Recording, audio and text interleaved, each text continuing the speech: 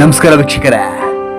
ಒಂದನೇ ದೇವರಾಯರವರ ಆಳ್ವಿಕೆ 5 November 1406ರಿಂದ start ಆಗುತ್ತದೆ. 1423ರವರೆಗೆ ಆಳಿದರು. ವಿಜಯನಗರ ಸಾಮ್ರಾಜ್ಯದ ಸಂಗಮ ರಾಜವಂಶದ 2ನೇ ಹರಿಹರ ಮರಣದ ನಂತರ ಅವನ ಪುತ್ರರಲ್ಲಿ ಉತ್ತರಾಧಿಕಾರದ ಬಗ್ಗೆ ವಿವಾದ ಉಂಟಾಯಿತು. ಅದರಲ್ಲಿ 1ನೇ ದೇವರಾಯ ಅಂತಿಮವಾಗಿ ವಿಜಯಶಾಲಿಯಾದನು. ಅವನು ತನ್ನ ಮಿಲಿಟರಿ ಶೋಷಣೆಗಳ ಮತ್ತು ತನ್ನ ಸಾಮ್ರಾಜ್ಯದಲ್ಲಿ ನೀರಾವರಿ ಕೆಲಸಗಳಿಗೆ ನೀಡಿದ ಬೆಂಬಲಕ್ಕೆ ಹೆಸರುವಾಸಿಯಾದಂತಹ ಅತ್ಯಂತ ಸಮರ್ಥ ಆಡಳಿತಗಾರನು ಕೂಡ ಆಗಿದ್ದನು.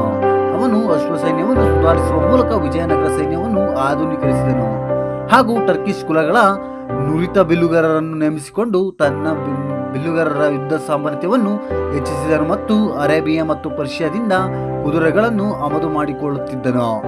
ಹಾಗೂ ಸುಮಾರು 1420ರಲ್ಲಿ ವಿಜಯನಗರಕ್ಕೆ ಭೇಟಿ ನೀಡಿದ ಇಟಾಲಿಯನ್ ಪ್ರವಾಸಿಗ ನಿಕೋಲೋ ಕಾಂಟಿ 1ನೇ ದೇವರಾಯನನ್ನು ಹೀಗೆ ವಿವರಿಸಿದ್ದಾನೆ. ಈ ನಗರದಲ್ಲಿ ಸಶಸ್ತ್ರಗಳನ್ನು ಹೊಂದಲು ಯೋಗ್ಯವಾದ 90,000 ಪುರುಷರಿದ್ದಾರೆ. ಅವರ ರಾಜ ಭಾರತದ ಎಲ್ಲ ರಾಜರಿಗಿಂತ ಹೆಚ್ಚು ಶಕ್ತಿಶಾಲಿ. ರಾಜಮನೆತನದ ಗಣಗವರು 60 ಮೈಲಿ ಸುತ್ತಳತೆಗೆ ಬೆಳೆದಿದೆ ಎಂದು ನಿಕೋಲೋ ಕಾಂಟಿ ಗಮನಿಸಿದರು. 1ನೇ ದೇವರಾಯ ಕನ್ನಡ ಸಾಹಿತ್ಯ ಮತ್ತು ವಾಸ್ತುಶಿಲ್ಪದ ಪೋಷಕನು ಕೂಡ ಆಗಿದ್ದನು. ಪ್ರಸಿದ್ಧ ಜೈನ ಕವಿ ಮಧುರನು ಅವನ ಆಸ್ಥಾನದಲ್ಲಿ ಇದ್ದನು ಮತ್ತು 15ನೇ ಜೈನ ತೀರ್ಥಂಕರ ಧರ್ಮನಾಥ ಜೀವನದ ಕುರಿತು ಕನ್ನಡದಲ್ಲಿ ಧರ್ಮನಾಥ ಪುರಾಣವನ್ನು ಮತ್ತು ಶ್ರವಣ ಬೆಳಗೊಳದ ಗೊಮ್ಮಟೇಶ್ವರನ ಸ್ತುತಿಗೀತೆಯನ್ನು ಒಂದು ಕಾವ್ಯವನ್ನು ಬರೆದಿದ್ದಾನೆ. ಸ್ನೇಹಿತರೆ, ಇನ್ನು ವಿಜಯನಗರ ಸಾಮ್ರಾಜ್ಯದ ರಾಜಧಾನಿಯನ್ನು 15ನೇ ಶತಮಾನದಲ್ಲಿ ಅತಿ ದೊಡ್ಡ ನಗರಗಳಲ್ಲಿ ಒಂದನ್ನಾಗಿ ಮಾಡಿದ ಕೀರ್ತಿ 1ನೇ ದೇವರಾಯನಿಗೆ ಸಲ್ಲುತ್ತದೆ. ಕುಡಿಯಲು ಮತ್ತು ನೀರಾವರಿಗಾಗಿ ನೀರಿನ ಪೂರೈಕೆಯ ಕೊರತೆಯು ರಾಜಧಾನಿಯ ಬೆಳವಣಿಗೆಯನ್ನು ನಿರ್ಬಂಧಿಸುತ್ತಿದೆ ಎಂದು ಅವರು ಅರಿತುಕೊಂಡರು. ಸುಮಾರು 1410ರಲ್ಲಿ ಅವರು ತುಂಗಭದ್ರಾ ನದಿಗೆ ಅಡ್ಡಲಾಗಿ ಬ್ಯಾರೇಜ್ ಕೂಡ ನಿರ್ಮಿಸಿದರು ಮತ್ತು ತುಂಗಭದ್ರಾ ನದಿಯಿಂದ ರಾಜಧಾನಿಗೆ 24 ಕಿಲೋಮೀಟರ್ ಉದ್ದದ ಜಲಚರವನ್ನು ನಿಯೋಜಿಸಿದರು. ಹಾಗೂ ನೂನಿಜ್ ಒದಗಿಸಿದ ಖಾತೆಯು ಸಾಮ್ರಾಜ್ಯಕ್ಕೆ ಸಮೃದ್ಧಿಯನ್ನು ತಂದ ದೇವರಾಯ ಕೈಗೊಂಡ ಯೋಜನೆಗಳ ವಿವರಗಳನ್ನು ನೀಡುತ್ತದೆ. ಅವರು ಆಡಳಿತಾತ್ಮಕ ವಿಷಯಗಳಲ್ಲಿ ಜಾತ್ಯತೀತ ಮನೋಭಾವವನ್ನು ಉಳಿಸಿಕೊಂಡರು. ಅವರು ತಮ್ಮ ಸೈನ್ಯದಲ್ಲಿರುವ ಮುಸ್ಲಿಂ ಸೈನಿಕರ ಅನುಕೂಲಕ್ಕಾಗಿ ಮಸೀದಿ ಮತ್ತು ಕಸಾಯಿಖಾನೆಯನ್ನು ನಿರ್ಮಿಸಿದರು. ಸುಮಾರು 1413ರಲ್ಲಿ ಲಕ್ಷ್ಮೇಶ್ವರದ ಶಂಕಾ ಜೈನಲ್ಯ ಮತ್ತು ಅರಮನೆಯ ಸೋಮೇಶ್ವರ ದೇವಾಲಯ ಟ್ರಸ್ಟ್ ನಡುವಿನ ಆಸ್ತಿಯ ವಿವಾದವನ್ನು ಜೈನರ ಪರವಾಗಿ ಇತ್ಯರ್ಥಪಡಿಸಲಾಯಿತು. 1ನೇ ದೇವರಾಯ ಒಬ್ಬ ಮುಸ್ಲಿಂ ಅಂಗರಕ್ಷಕನನ್ನು ಹೊಂದಿದ್ದನು. ಅವನು ಚಕ್ರವರ್ತಿಯ ಗೌರವಾರ್ಥವಾಗಿ ಒಂದು ಛತ್ರವನ್ನು ಕೂಡ ನಿರ್ಮಿಸಿದನು. ಹಾಗೂ ತನ್ನ ಆಳ್ವಿಕೆಯ ಯುದ್ಧಕ್ಕೂ ದೇವರಾಯನು ಗೋಲ್ಕೊಂಡದ ವೇಲಮರು ಹಾಗೂ ಗುಲ್ಬರ್ಗದ ಬಹುಮನಿ ಸುಲ್ತಾನರು, ಕೊಂಡವೀಡಿನ ರೆಡ್ಡಿಗಳು ಮತ್ತು ವಿಜಯನಗರ ಸಾಂಪ್ರದಾಯಿಕ ಪ್ರತಿಸ್ಪರ್ಧಿಗಳು ಕಳಿಂಗದ ಗಜಪತಿಯೊಂದಿಗೆ ನಿರಂತರವಾಗಿ ಯುದ್ಧ ಮಾಡುತ್ತಿದ್ದನು. 1ನೇ ದೇವರಾಯ ತುರ್ಕಿಶ್ ಕುಲದ ನುರಿತ ಬಿಲ್ಲುಗಾರರನ್ನು ನೇಮಿಸುವ ಮೂಲಕ ತಾನು ನಿಯಂತ್ರಿಸುತ್ತಿದ್ದ ವಿಶಾಲ ಪ್ರದೇಶವನ್ನು ನಿರ್ವಹಿಸುವ ಸಾಮರ್ಥ್ಯವನ್ನು ಹೊಂದಿದ್ದನು ಮತ್ತು ತನ್ನ ಬಿಲ್ಲುಗಾರರ ಯುದ್ಧ ಸಾಮರ್ಥ್ಯವನ್ನು ಹೆಚ್ಚಿಸಿದನು. ರೆಡ್ಡಿ ರಾಜ್ಯದಲ್ಲಿ ಗೊಂದಲದ ನಂತರ ದೇವರಾಯನು ವಾರಂಗಲ್ ಜೊತೆ ಮೈತ್ರಿ ಮಾಡಿಕೊಂಡು ರೆಡ್ಡಿ ರಾಜ್ಯವನ್ನು ವಿಭಜಿಸಿದನು. ವಾರಂಗಲ್ ವಿಭಜನೆಯು ಡೆಕ್ಕನ್ನಲ್ಲಿ ಅಧಿಕಾರದ ಸಮತೋಲನವನ್ನು ಬದಲಾಯಿಸಿತು.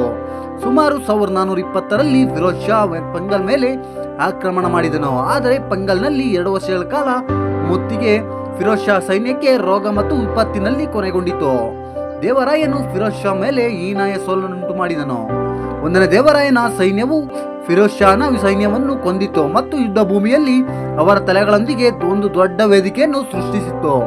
ಫಿರೋಜ್ನನ್ನು ಅವನ ಸ್ವಂತ ಪ್ರದೇಶದೊಳಗೆ ಆಳವಾಗಿ ಹಿಂಬಾಲಿಸಲಾಗಿದೆ. ಅದು 1ನೇ ದೇವರಾಯರ ನೇತೃತ್ವದಲ್ಲಿ ಉಗ್ರಗಾಮಿ ಹಿಂದೂ ಸೈನ್ಯದಿಂದ ಸಂಪೂರ್ಣವಾಗಿ ಧ್ವಂಸಗೊಂಡಿತು. ಹಿಂದೂ ಸೈನ್ಯವು ಇಸ್ಲಾಮಿಕ್ ಸಮುದಾಯಕ್ಕೆ ಸೇರಿದ ಅನೇಕ ಮಸೀದಿಗಳು ಮತ್ತು ಪವಿತ್ರ ಸ್ಥಳಗಳನ್ನು ನಾಶ ಮಾಡಿತು ಮತ್ತು ನಾಗರಿಕ ಮುಸ್ಲಿಂ ಜನಸಂಖ್ಯೆಯ ಮೇಲೆ ದೊಡ್ಡ ಹತ್ಯಾಕಾಂಡಗಳನ್ನು ಮಾಡಿತು. ಶಾಂತಿಯನ್ನು ಖಚಿತಪಡಿಸಿಕೊಳ್ಳಲು ಸುಲ್ತಾನನು ತನ್ನ ರಾಜ್ಯದ ದಕ್ಷಿಣ ಮತ್ತು ಪೂರ್ವ ಜಿಲ್ಲೆಗಳನ್ನು 1ನೇ ದೇವರಾಯಗೆ ಹಸ್ತಾಂತರಿಸಬೇಕಾಯಿತು. ಪರಿಣಾಮವಾಗಿ ಸುಮಾರು 1422ರ ಹೊತ್ತಿಗೆ 1ನೇ ದೇವರಾಯ ಕೃಷ್ಣಾ ನದಿ, ತುಂಗಭದ್ರಾ ನದಿ ಮತ್ತು ಹಾಗೂ ದೋವರ್ಗಿನ ಪ್ರದೇಶವನ್ನು ನಿಯಂತ್ರಿಸಲು ಬಂದನು. ಇದರಲ್ಲಿ ಪಂಗಲ್ ಮುಂದಿನ ದಿನಗಳಲ್ಲಿ ತನ್ನ ಸಹೋದರ ಅಹಮದ್ಗೆ ಅಧಿಕಾರವನ್ನು ತ್ಯಜಿಸಿದ ನಂತರ ಧರ್ಮನಿಷ್ಠ ಜೀವನವನ್ನು ನಡೆಸಿದ ನಂತರ ದುಃಖಿತ ಸುಲ್ತಾನನು ಮರಣ ಹೊಂದಿದನು. ಈ ತಿರುವು ಸ್ವೀಕರಿಸಲು ಸಾಧ್ಯವಾಗದೆ ಒಡಿಸ್ಸಾದ ಗಜಪತಿ ಚಕ್ರವರ್ತಿ ಭಾನುದೇವರಾಜ ಮಹೇಂದ್ರಿಯ ಮೇಲೆ ಆಕ್ರಮಣ ಮಾಡಿದನು. ವಿಜಯನಗರದೊಂದಿಗೆ ಯುದ್ಧ ಸನ್ನಿಹಿತವೆಂದು ತೋರಿದಾಗ ವಿಜಯನಗರ ಮುಖ್ಯಸ್ಥ ದೊಡ್ಡ ಹಲ್ಲ ಅವರ ಕೆಲವು ಕೌಶಲ್ಯಪೂರ್ಣ ರಾಜತಾಂತ್ರಿಕತೆ ಅದನ್ನು ತಪ್ಪಿಸಿತು. ಇನ್ನು ಪರ್ಷಿಯನ್ ಬರಹಗಾರ ಪೆರಿಷ್ಟ ಒಂದು ಕುತೂಹಲಕಾರಿ ಕಥೆಯನ್ನು ವಿವರಿಸುತ್ತಾರೆ. ಅದರಲ್ಲಿ ರಾಜರು ರಾಯಚೂರು ಜಿಲ್ಲೆಯ ಮುದುಗಲ್ನ ಅಕ್ಕಸಾಲಿಗನ ಮಗಳಾದ ಸುಂದರ ಹುಡುಗಿಯ ಮೇಲೆ ಪ್ರೀತಿಯನ್ನು ಹೊಂದಿದ್ದನು. ಅವಳನ್ನು ಮದುವೆಯಾಗಲು ಸಾಧ್ಯವಾಗದೆ ನಿರಾಶೆಗೊಂಡ 1ನೇ ದೇವರಾಯ ಮುದ್ಗಲ್ ಮೇಲೆ ದಾಳಿ ಮಾಡಿ ಕೆಲವು ಹಳ್ಳಿಗಳನ್ನು ನಾಶ ಮಾಡಿದನು. ಈ ಪ್ರಚೋದನೆಯಿಂದ ಉದ್ರೇಕಗೊಂಡ ಬಹಮನಿ ಸುಲ್ತಾನ್ ತಾಜುದ್ದೀನ್ ಫಿರೋಜ್ ಶಾ ವಿಜಯನಗರವನ್ನು ಆಕ್ರಮಿಸಿದನು. ಇದರಿಂದಾಗಿ 1ನೇ ದೇವರಾಯ ಸೋಲುಂಡನು. ಸಂಘರ್ಷದಲ್ಲಿ ಗಾಯಗೊಂಡಿದ್ದರೂ ಫಿರೋಜ್ ಶಾ ತನ್ನ ಸಮರ್ಥ ಸೇನಾಧಿಪತಿಗಳನ್ನು ಕಳುಹಿಸಿದನು. ಅವರು ಅಡೋನಿಯ ದಕ್ಷಿಣಕ್ಕೆ ವಿಜಯನಗರ ಪ್ರದೇಶವನ್ನು ಯಶಸ್ವಿಯಾಗಿ ಆಕ್ರಮಿಸಿದನು.